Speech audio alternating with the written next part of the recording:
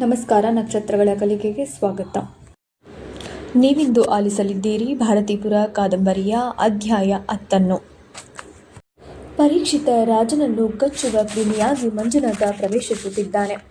ಅವನು ಸರ್ವಾಂತರ್ಯಾಮಿ. ವರ್ತಮಾನದಲ್ಲೇ ಶತಮಾನಗಳನ್ನು ಜಿಗಿಯಬಲ್ಲವನ ಹೊಳೆಯುವ ಶೂಗಳ ಕೆಳಗಿನ ನೆಲ ಕರಗುತ್ತಿದೆ. ಪ್ರಭುವೇ ವಾಸಿ. ಅವನ ಜೊತೆ ಹೋರಾಡಬಹುದು. ಪುರಾಣಿಕನಂತೆ ಅವನು ಸುಳ್ಳಲ್ಲ. ಮೋಸ ಮಾಡಲಿಕ್ಕಾದರೂ ಈ ವಾಸ್ತವತೆ ಜೊತೆ ತೊಡಗೋದು ಹೆಚ್ಚು ಆರೋಗ್ಯ ಎಂದು ರಾಯರಿಗೆ ಜಗನ್ನಾಥ ಹೇಳಿದ. ದೇವರ ಗರ್ಭದೊಳಗಿರುವವರು ನಿಷ್ಕ್ರಿಯರಾದಂತೆ ಅದರ ಹೊರಗಿರುವೆನೆಂದು ಭ್ರಮಿಸುವ ಪುರಾಣಿಕರು ನಿಷ್ಕ್ರಿಯರಾಗಿದ್ದಾರೆ. ಲಿಬರಲ್ ಆಗ್ತಾ ಆಗ್ತಾ ನೀವೂ ನಿಷ್ಕ್ರಿಯರಾಗಿದ್ದೀರಿ ರಾಯರೇ ಎಂದ. ಇಡೀ ಭಾರತೀಪುರ ಬದಲಾವಣೆಯಲ್ಲಿ ಹೊರಳಿಕೊಳ್ಳದ ಹೊರತು ಇಲ್ಲಿ ಬದುಕು ಸೃಷ್ಟಿಶೀಲವಾಗಲಾರದು ಎಂದು ವಾದಿಸಿದ. ಸರಿ ಅಯ್ಯ, ಏತನ್ಮಧ್ಯೆ ಮಕ್ಕಳನ್ನು ಹೆರಬೇಕು, ಬೆಳೆಸಬೇಕು. ರಾಮನವಮಿ, ಕೃಷ್ಣಾಷ್ಟಮಿ, ಗೌರಿ ಪೂಜೆ ಅಂತ ಸಡಗರ ಮಾಡಬೇಕು. ಅಂತೋಣಿ ಡಾಕ್ಟರಿಂದ ಔಷಧಿ ತರಬೇಕು ಅಲ್ವಾ? ನಿನಗಿನ್ನು ಅಹಂಕಾರ. ಮಾಡ್ತೇನೆ ಎನ್ನೋ ಪೌರುಷದಲ್ಲಿ ನಂಬಿಕೆ. ಸರಿ, ನಿನ್ನಂಥೋರೂ ಅವಶ್ಯ. ಮಾತಿನ ಖುಷಿಗಾಗಿಯೇ ಮಾತಾಡುವ ರಾಯರ ಹತ್ತಿರ ಕೆಲವು ಸಾರಿ ವಾದ ಮಾಡಿ ಪ್ರಯೋಜನವಿಲ್ಲವೆನಿಸಿ ಜಗನ್ನಾಥ ಸುಮ್ಮನಾದ. ಸೀಬಿನ ಕೆರೆಯಲ್ಲಿ ನಡೆಯುವಾಗ ಹೇಳಿದರು, ಏಕ್ದಮ್ ತೀರಾ ದೊಡ್ಡ ಕ್ರಾಂತಿಗೆ ಕೈ ಹಾಕಿದರೆ ಕೊನೆಯಲ್ಲಿ ಪುರಾಣಿಕರ ಹಾಗೆ ಆಗ್ಬಿಡಬಹುದು. ಚೌಕಕ್ಕೆ ಬಂದಿದ್ದರು. ಸಂಧಿಯಲ್ಲಿ ಕೊಡೆ ರಿಪೇರಿಯವ ಅಂಗಡಿಯೊಂದರ ಚಿಟ್ಟೆಯ ಮೇಲೆ ಜಗನ್ನಾಥ ಸಣ್ಣ ಹುಡುಗನಿದ್ದಾಗಲೂ ಅದೇ ಜಾಗದಲ್ಲಿ ಆ ಅಂಗಡಿ ಇತ್ತು. ಕೊಡೆ, ಬಟ್ಟೆ ಹೊಲಿದು ತೇಪೆ ಹಾಕುವುದು, ಹೊಸ ತಂತಿ ಹಾಕಿ ಕಡ್ಡಿಗಳನ್ನು ಕಟ್ಟುವುದು, ಕುದುರೆಯನ್ನು ರಿಪೇರಿ ಮಾಡಿ ಕೊಡೆ ಕುಸಿಯದಂತೆ ಮಾಡುವುದು ಇತ್ಯಾದಿ ಸೂಕ್ಷ್ಮಗಳನ್ನು ತಿಳಿದಿದ್ದ ಆ ಸ್ಥಳದ ಮಾಲೀಕನ ಹೆಸರು ರಂಗಪ್ಪ. ಕಪ್ಪು ಟೋಪಿ ಹಾಕಿ ಕನ್ನಡಕ ಧರಿಸಿ ಏಕಾಗ್ರನಾಗಿ ಕೂತಿರುತ್ತಿದ್ದ.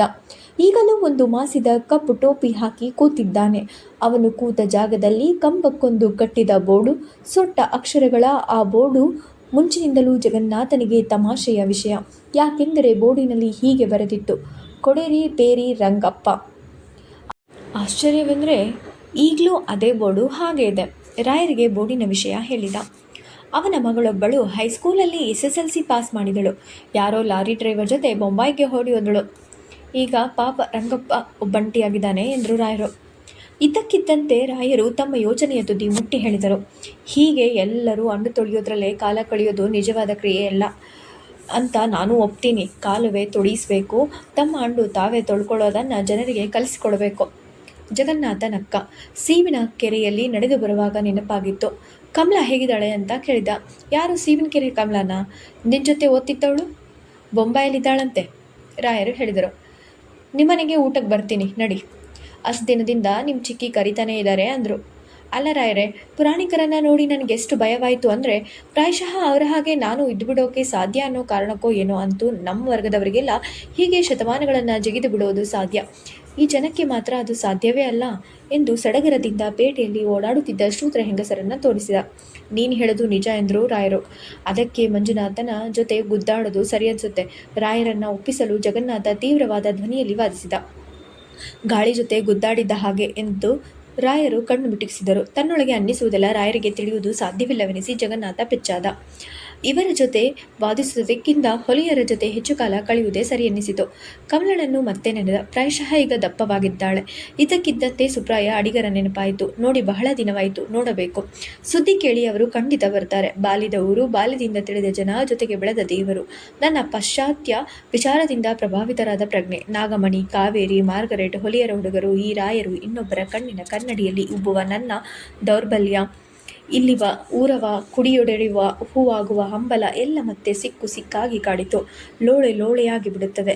ಪುನಃ ಪುನಃ ಕ್ರಿಯೆಯಲ್ಲಿ ಸರಳವಾಗಬೇಕು, ಗಟ್ಟಿಯಾಗಬೇಕು. ಬೇರೆ ಮಾರ್ಗವಿಲ್ಲ. Margaret, I am desperate. Nagamani ಸತ್ತಳಲ್ಲ, ಆದ್ದರಿಂದ ಏನು ಮಾಡಿದರೂ ಸರಿ. ಮಾಡದೆ ಕೂತಿರೋದು ಸಾಧ್ಯವೇ ಇಲ್ಲ. ಹೊಲೆಯರು ನನ್ನನ್ನು ಮುಟ್ಟಲು ತಯಾರಾಗುವರೆ, ಅದೇ ಬಹಳ ಮುಖ್ಯ ಪ್ರಶ್ನೆ. ಮನೆಗೆ ಬರುವಷ್ಟರಲ್ಲೇ ಮೈಗೆ ಚೆನ್ನಾಗಿ ವ್ಯಾಯಾಮವಾಗಿ ಹಸಿವಾಗಿತ್ತು. 1 ಗಂಟೆಗೆ ಊಟ, ಇನ್ನು 12. ಚಿಕ್ಕಿ ನಡಮನೆಯಲ್ಲಿ ಕಾದಿದ್ದರು. ಅವರ ಕಣ್ಣುಗಳು ಅತ್ತು ಬಾತಿದ್ದವು. ರಾಯರು ಜೊತೆಗಿದ್ದುದರಿಂದ ಧೈರ್ಯ ಮಾಡಿ, ಏನು ವಿಷಯ ಚಿಕ್ಕಿ ಎಂದ. ಚಿಕ್ಕಿ ಬಹಳ ಕಷ್ಟದಿಂದ ಉತ್ತರಿಸಿದರು. ಒಬ್ಬರು ಇವತ್ತು ಊಟಕ್ಕೆ ಬರೋ ಹಾಗೆ ಕಾಣಲಿಲ್ಲ. ತನ್ನ ಮನೆಯಲ್ಲಿ ಪ್ರಾಯಶಃ ಯಾವತ್ತೂ ಹೀಗಾದ್ದಿಲ್ಲ. 20 ಜನರಾದರೂ ನಿತ್ಯ ಊಟಕ್ಕಿರಲೇಬೇಕು. ಆದರೆ ಇವತ್ತು ಸುದ್ದಿ ತಿಳಿದ ಮೇಲೆ ಒಂದು ನರಹೊಳವು ಮನೆಯ ಕಡೆ ಸುಳಿದಿಲ್ಲ. ಜಗನ್ನಾಥನಿಗೆ ಏನು ಹೇಳಬೇಕೆಂದು ತಿಳಿಯಲಿಲ್ಲ. ದಿಗಿಲಾಯಿತು, ಸಂಕಟವಾಯಿತು. ರಾಯರು ಇವತ್ತು ಊಟಕ್ಕಿರುತ್ತಾರೆ. ಚಿಕ್ಕಿಯ ಮುಖ ಅರಳಿದ್ದು ನೋಡಿ ಸಂತೋಷವಾಯಿತು. ಚಿಕ್ಕಿಗೆ ಧೈರ್ಯ ಹೇಳಿ ಎನ್ನುವಂತೆ ಕಣ್ಣಲ್ಲೇ ಸೂಚಿಸಿ ಬೇರೇನೂ ಕೆಲಸವಿದ್ದಂತೆ ನಟಿಸಿ ಅಂಗಳಕ್ಕೆ ಬಂದ. ಖುಷಿಯಾಯಿತು. ತಲೆಯ ಮೇಲೆ ಒಣಗಿದ ಬಾಳೆಲೆ ಕಟ್ಟನ್ನು ಹೊತ್ತು ಎರಡೂ ಕೈಗಳಿಗೂ ದೊಣ್ಣೆಗಳ ಕಟ್ಟನ್ನು ನೇತು ಹಾಕಿಕೊಂಡು ಬರಿ ಮೈಯಲ್ಲಿ ಸುಬ್ರಾಯ ಅಡಿಗರು ನಿಂತಿದ್ದರು. ಅವರ ಮುಖ ಬೆವತಿತ್ತು. ಬೆನ್ನಿನ ಮೇಲೆ ಕತ್ತಿನ ಮೇಲೆ ಅವರು ಮಂಜುನಾಥನ ವಿಭೂತಿ ಎಂದು ನಗೆಯಾಡುತ್ತಿದ್ದ ಸಿಬ್ಬ ಹಿಂದಿನ ಸಾರಿ ನೋಡಿದ್ದಕ್ಕಿಂತ ಹೆಚ್ಚು ಹರಡಿತ್ತು. ವಯಸ್ಸಾದರೂ ಗಟ್ಟಿಮುಟ್ಟಾದ ಹಲ್ಲುಗಳು. ಸಂತೋಷದಿಂದ ಜಗನ್ನಾಥ ಮಾತಾಡದೆ ನಿಂತುಬಿಟ್ಟ. ಇವುಗಳನ್ನು ದೇವಸ್ಥಾನಕ್ಕೆ ಕೊಟ್ಟು ಬರ್ತೀನಿ ಜಗಣ್ಣ, ಊಟಕ್ಕೆ ಬರ್ತೀನಿ ಅಂತ ಚಿಕ್ಕಿಗೆ ಹೇಳು. ನಿನ್ನ ಹತ್ರನೂ ಬಹಳ ಮಾತಾಡೋದಿದೆ. ಅಡಿಗರ ಕಣ್ಣುಗಳು ಪ್ರಸನ್ನವಾಗಿದ್ದುವು. ಚೌಕದ ಮೂಲಕ ಬಂದಿರುವ ಅವರಿಗೆ ಸುದ್ದಿ ಖಂಡಿತ ತಿಳಿದಿರಬೇಕು. ಆದರೂ ಅವರಿಗೆ ಭಯವಾಗಿರುವಂತೆ ಕಾಣುವುದಿಲ್ಲ. ಜಗನ್ನಾಥ ಬನ್ನಿ, ಅಗತ್ಯ ಮಾತಾಡೋಣ ಎಂದು ಒಳಗೆ ಹೋಗಿ ಚಿಕ್ಕಿಗೆ ಹೇಳಿದ. ರಾಯರ ಜೊತೆ ಆಪ್ತಾಲೋಚನೆಯಲ್ಲಿದ್ದ ಚಿಕ್ಕಿ ಅಡಿಗರು ಊಟಕ್ಕೆ ಬರುವರೆಂದು ನಂಬಲಿಲ್ಲ. ಅವರಿಗೆ ಗೊತ್ತು, ಆದರೂ ಬರ್ತೇನೆ ಅಂದ್ರು ಎಂದು ಜಗನ್ನಾಥ ಹೇಳಿದ. ಚಿಕ್ಕಿ ಲಘುಬಗೆಯಿಂದ ಅಡಿಗೆ ಮನೆಗೆ ಹೋದರು. ಜಗನ್ನಾಥ ರಾಯರ ಜೊತೆ ಮಹಡಿ ಹತ್ತಿದ. ನಿಮಗೊಂದು ಕತೆ ಹೇಳ್ತೇನೆ ಕೇಳಿ ಎಂದು ಕಾಫಿ ಕುಡಿಯುತ್ತಾ ಶುರು ಮಾಡಿದ. ಚಿಕ್ಕಿಯ ಕಣ್ಣೆದುರು ತಟ್ಟನೆ ಅವನಿಗೆ ತಾನು ತಪ್ಪಿತಸ್ಥನೆಂಬ ಭಾವನೆ ಹುಟ್ಟಿಬಿಟ್ಟಿದ್ದರಿಂದ ಮಾತಾಡಿ ಎಲ್ಲವನ್ನೂ ಮರೆಯಬೇಕೆನ್ನಿಸಿತು. ಥ್ಯಾಂಕ್ಸ್ ಫಾರ್ ವಾಚಿಂಗ್ ನಕ್ಷತ್ರಗಳ ಕಲಿಕೆ. Please like, share, comment and subscribe for more videos.